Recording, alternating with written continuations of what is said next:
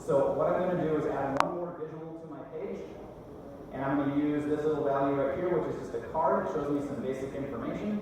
I think that's the one that I want to use. Maybe it's not. I'm not sure. We'll find out in a minute here. And I want to just take the individual project family names and dump them into here, and yep, it's going to give me a count. That's exactly what I was looking for. So right now, across my architectural project, I have 861 families that are not system families and that are not annotations, that are loaded into my project as a whole across the board. This is unique names. Okay? It's not doubling up and saying, well, I've got 26 here and I've got, or 20 here and I've got 19 here and I've got 19 here. It's not doing that. It should be right now using unique names. I think if I drop this down, I can verify that. Yeah, count distinct actually. Maybe I'm wrong. Yeah, 344 unique family names loaded across all my projects. All right. What I want to do though is I want to start asking it something else. Now, how many are loaded here as, what do we got? Doors. Let's go take a look at doors. So I've got 17 door families loaded into my project at one point. And if I look over here now, because I clicked on this, when I click on the graph data up here in the visual, it automatically updates other information on the page.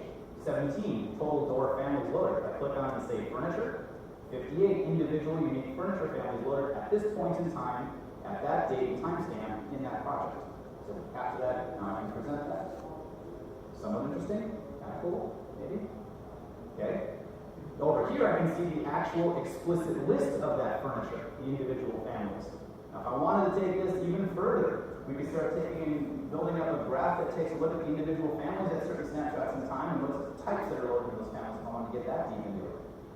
I could probably write some kind of a query, which I haven't done yet, but I plan to do with a future part of the presentation, and look at figuring out how many of those families are actually in use and how many are purchasable, making a graph of the waste in my project files over time, and how that compares to file size. Because all of this, for me, what I'm doing this for is to analyze my clients' projects and figure out how their files are growing over time, what the waste is, and how they can improve on some of their workflows. And so that this is a way for me to investigate that, having them capture the data, and then I can present it back to them, or I can give it to them and let them look at it. So I've done that here for the families list. I have another tab over here that's similar type of information laid out just a little bit differently. I have another graph out here. It's actually a custom graph that's a Sunburst chart that lets me go in here and grab all specialty equipment from a certain project file up here. And, I can start to see what's going on with just the doors, for example. 61 total doors loaded across the entire life cycle of this project. This isn't showing me the unique count right now. It shows me all of the doors that have ever been loaded into my projects as a whole. So I can start to investigate that information. And if I wanted to click on a specific snapshot in time, there's 17 of them right there. And it's showing me percentage of total doors versus the overall number of families in the whole project and all kinds of fun stuff like that. Well, let's take a look at another way of slicing this data. I'm going to go over to the very first tab, model size. These are all just stock values that come out of Revit. So the blue line at the top there is the architectural project file size. One of the things I did is I loaded a whole bunch of families into these projects to kind of see what it did to file size. And then I purged them back out. I just did a purge on use, and I'm seeing how the file size is changing over time as that's happening.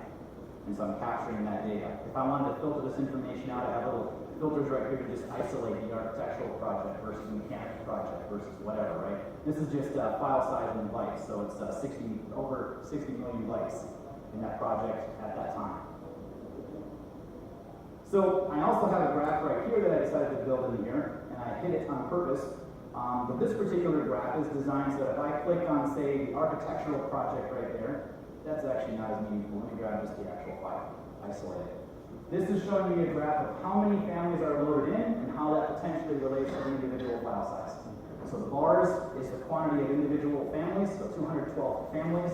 The file size at that point was about, 60 some odd meg, give or take? 53 meg, maybe? I'm not sure. And then as I went over here and loaded in a whole bunch more families, 429 families, my file size expectedly increased. Before that, my families actually hadn't changed all that much, but there was a difference in my families. There was only 2 to 6 families different inside that project, but the file size dropped drastically. So something happened there. Maybe one of the families I purged out was ridiculous large, and I just cleaned it up. Or maybe somebody loaded in one family or one DW was being exported, and all of a sudden I've got a whole bunch more objects in there, and I'm seeing a spike in my file size. And if you're monitoring this over time, and if you are capturing this at a regular interval, and you go back to this information, you all of a sudden see spikes in your file sizes, you can start to ask the model other questions and go, well, why might that be? Instead of looking through the Revit model and checking a 60-point checklist and trying to figure out what the problem is, maybe you've already got some data slices that are set up to just go look at your projects and ask it what the problem is. All right.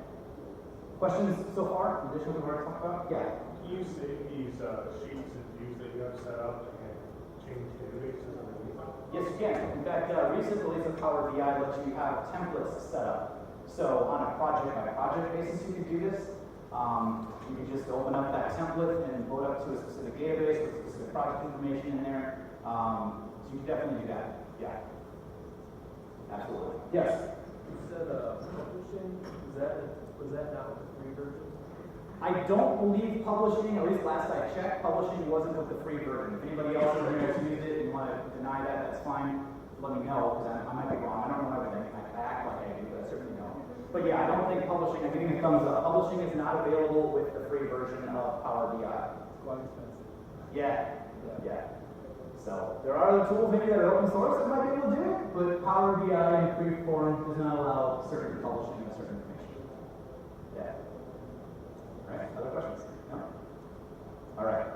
So, I've got about 30 minutes left. I actually went through this a lot faster than I intended to, so I'm going to talk about a couple of other things here with Power BI and give you guys some ideas of how else you might use the information you pull in with some other types of data. So, the visualizations that I'm pulling from over here, with the exception of this one guy right here, which is the sunburst visualization, all of the others come stock and default with Power BI. There's a library of them out on the internet that you can go look at and get some ideas of other types of visualizations you might want to use. So I'm going to give you a few ideas from some discussions I've had with some of my clients and some of the ways I've seen them leveraging this. I've already pulled up over here the visualizations gallery of Power BI. So that's just kind of chilling over here. And you have some interesting things there where you can do smart filtering. You start asking the project some questions. How many rooms do I have that are greater than 500 square feet? How many rooms in my project do I have on level 1 that are, such and such, right? So, oops, back. Yeah, was not what I wanted. Go forward. There we go. I hit the wrong buttons. All right. So that's the filter option up there at the top. You can download that, drop it into Power BI, and now start asking data queries of other information. That's kind of fun.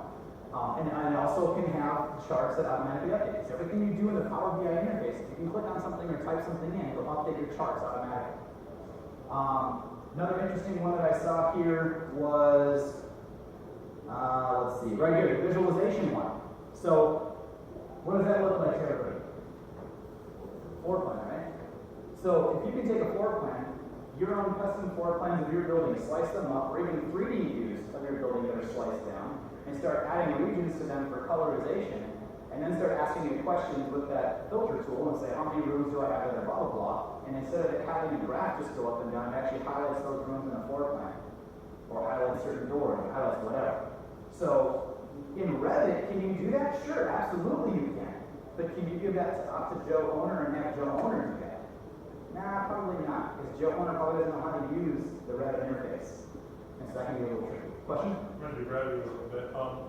Is there a way to add additional data that you might not have that is not coming from Revit? So for example, if I wanted to compare parts of my Revit project versus the number of PDF prints we had to produce on the project, or my fee that may not be programmed in the Revit model. The answer is yes, you can, because all of it is just data. So, the real question is how could you do that? Yes, you can. As long as you have those metrics, you can do that. What you have to do is probably create some kind of interface, another table in this database back here that says these are the PDFs that we created, here's a list of them, and then I extract them with another routine that pulls them in and ties them to a certain project number or a certain data extraction set and a certain date and time. And then when you're starting to ask the same questions, you say, well, how many do we have? And then maybe there's information stored in the project file itself that says, this is what we planned to do with this, and this is what we, then later on with the Power BI queries, you can ask it what are we actually doing, you can see percentage of difference of actually provided services versus planned services. Yeah. right? So could you do it? Absolutely you can do it, as long as you can track the data and you store it someplace. Because unfortunately, I haven't yet found a way, there's some really cool smart buildings out there that have a way of telling their information and their stories back to a database, but we as people, I have yet to find a way for it that the computer just read our minds. So you have to actually track the information over time, and as long as you're doing that, you can query it. So whatever your project management database is that you're using, you could very easily, most likely very easily bring it into Power BI because it talks to almost every major system that exists out there. And even a lot of mine